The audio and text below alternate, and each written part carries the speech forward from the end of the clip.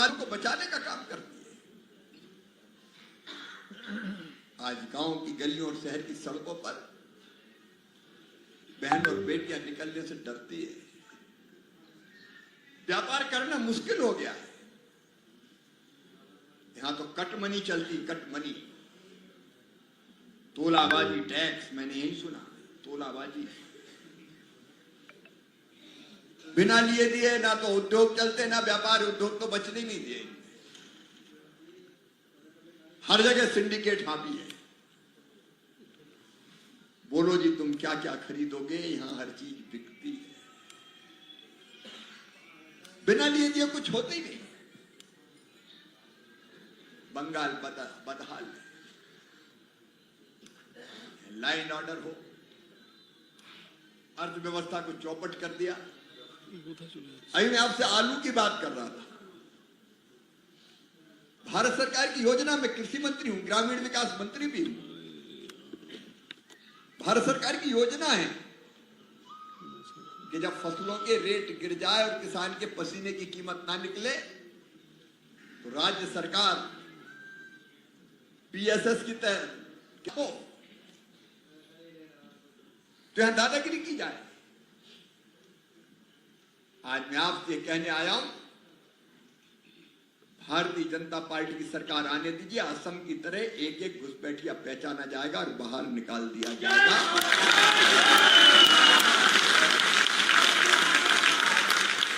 हमारी धरती हमारे लोगों के लिए, हमारे बच्चों के लिए।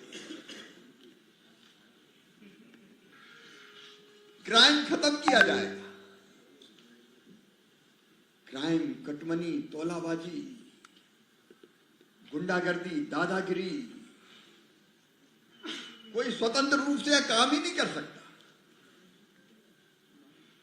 और इसलिए मैं आज आपसे कहने आया हूं, स्वर्णकार समाज से, स्वर्णकार समाज तो देश को दिशा देने वाला है।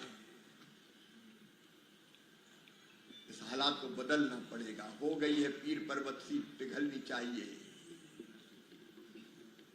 इस हिमालय से कोई गंगा निकलनी चाहिए। सिर्फ हंगामा खड़ा करना मेरी मकसद नहीं, मेरी हसरत है कि ये सूरत बदलनी चाहिए। कितने घोटाले भाइयों और बहनों, लाइन लगी है। शारदा चिटफंड घोटाला, नारदा स्टिंग ऑपरेशन, शिक्षक भर्ती घोटाला, कोयला तस्करी, राशन वितरण घोटाला, नगर पालिका भर्ती घोटाला, कैश पार्क क्वेरी, गाय तस्करी, राशन पीडीएस घोटाला, मनरेगा घोटाला, पीएम आवास घोटाला। आखिर कितने घोटाले सहने?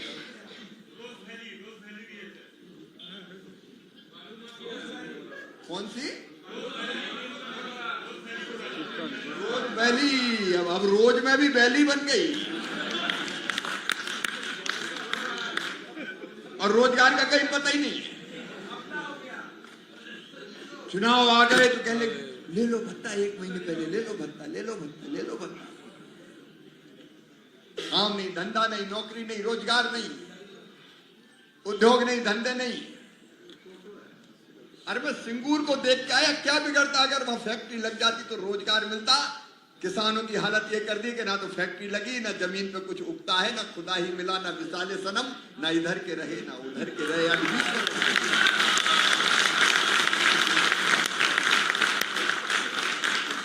अधर्म में छोड़ दिया, बीच में खून के आंसू रो रहे। हम भी मुख्यमंत्री रहे 4 बार, 5वीं बारी में मामा जिता के गया है। हम भी मुख्यमंत्री। अगर कहीं इतना बड़ा आंदोलन एक इशू के लिए किया तो उसको तो ऐसा बना देना चाहिए था कि दुनिया देखे कि सिंगूर के कारण सत्ता की सीढ़ियां चढ़ी है ममता दीदी, मुख्यमंत्री की कुर्सी तक पहुंची। सिंगूर को ऐसा बना दो कि पूरी दुनिया देखने आए कि किसानों की हालत कैसे बदली। ये भी नहीं किया गया। वैसे ही जमीन पड़ी है नीचे, सीमेंट कंक्रीट, किसान आज आए मुझे मिलने। ये कैसा सोच है? ये तो घड़ियाली आंसू थे। अगर आपके मन में तकलीफ होती तो आप किसान की जिंदगी बदलने का काम करते। किसी की जिंदगी नहीं बचती। और इसलिए देखिए बंगाल में इतनी क्षमता है, यहाँ की प्रतिभा, यहाँ की टैलेंट, यहाँ की क्षमता, जिस धरती पर रामकृष्ण परमहंस जिनके चरणों में बारंबार प्रणाम करता हूं, स्वामी विवेकानंद जी के गुरुदेव स्वयं स्वामी विवेकानंद नरेंद्र, पूरी दुनिया में जिन्होंने भारतीय संस्कृति का डंका बजा दिया। कई बार रविंद्रनाथ टैगोर, महापुरुषों के नाम ले तो पूरा दिन चला जाएगा।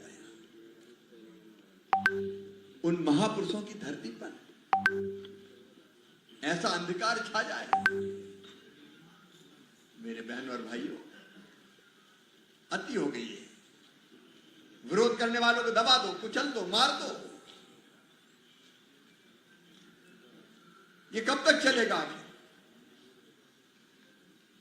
और आज मैं ये कहने आया हूं दीदी से भी, बहुत हो गया, ये अन्याय की अति है, जुल्म की पराकाष्ठा है। 2 दिन की बहारें हैं जग में, कब जुल्म किसी का चलता है। ये जुल्म का सूरज लाख चढ़े हर शाम को लेकिन ढलता है। दीदी नूर की एक किरण जुल्मात पे भारी होगी, रात तुम्हारी है लेकिन सुबह हमारी है। और इस बार ये होने वाला है,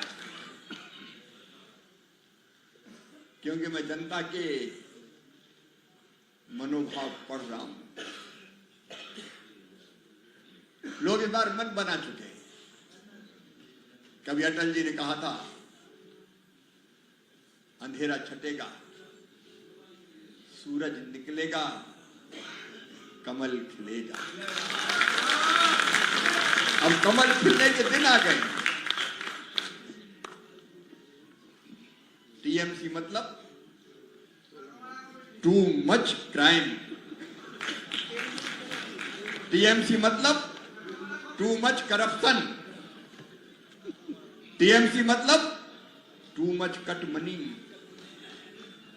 और टीएमसी मतलब टू मच कॉन्स्पिरेसी। ये अति हो गई है। और आज मैं स्वर्णकार समाज से भी निवेदन करता हूं, बहनों और भाइयों, परिस्थिति बदलने के लिए समाज को भी मैदान में आना चाहिए। और आज आपने जो चीजें आज रखी है, अब मैंने वन नेशन वन रेट, आपने बात कही अभी, अच्छा 2 तो बताई और बोले बाकी मामा तुम ही पढ़ लो। एक है पुलिस के अत्याचार का मामला, हम कोई चोर नहीं है, ईमानदारी से खून और पसीना लगा के अपना व्यापार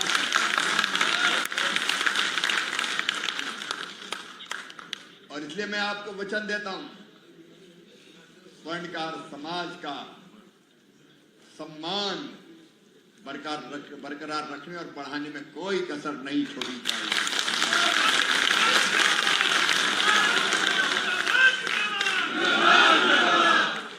आपका मान सम्मान और शान बढ़े, इसके लिए मैं हर संभव प्रयास करूंगा।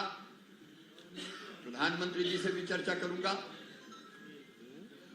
वित्त मंत्री भी इंपॉर्टेंट है, उनसे भी चर्चा करेंगे, और गृह मंत्री जी से भी चर्चा करेंगे। और मैं दिल्ली में रहता हूं,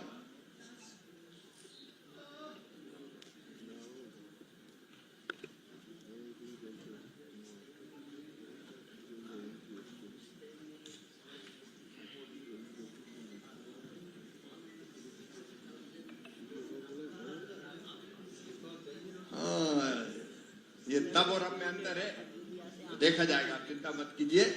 आपके पूरे मांग पत्र को मैं सौंपूंगा और मेरी कोशिश रहेगी कि आपको न्याय मिले, आपका सम्मान और सुरक्षा दोनों सुरक्षित रहे, आपका मान भी बढ़े, आपका शान भी बढ़े।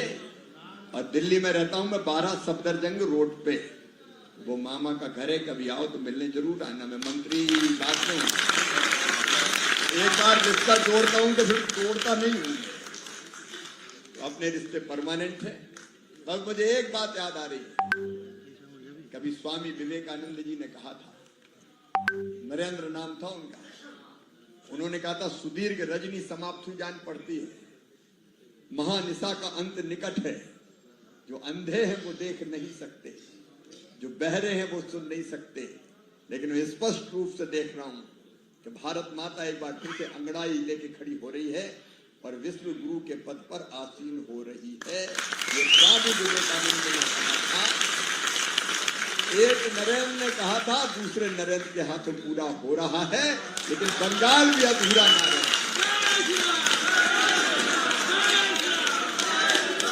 और इसलिए जरूरी है कि बंगाल में भी भाजपा का कमल खिले, मोदी जी का साथ दें, भाजपा का साथ दें, परिवर्तन का साथ दें। आप हमें समर्थन दीजिए, हम आपको परिवर्तन देंगे। मेरे साथ संकल्प लीजिए कि इस बार को हम कमल खिलाएंगे। तैयार हैं? और संकल्प लेने के लिए अपने अपने स्थान पर खड़े हो जाइए, दोनों हाथ ऊपर उठाइए, दोनों मुट्ठी बांधिए और भारत माता की जय बोल के भाजपा को जिताने का संकल्प लीजिए। बोलिए भारत माता की, भारत माता की, भारत माता की। बहुत बहुत धन्यवाद।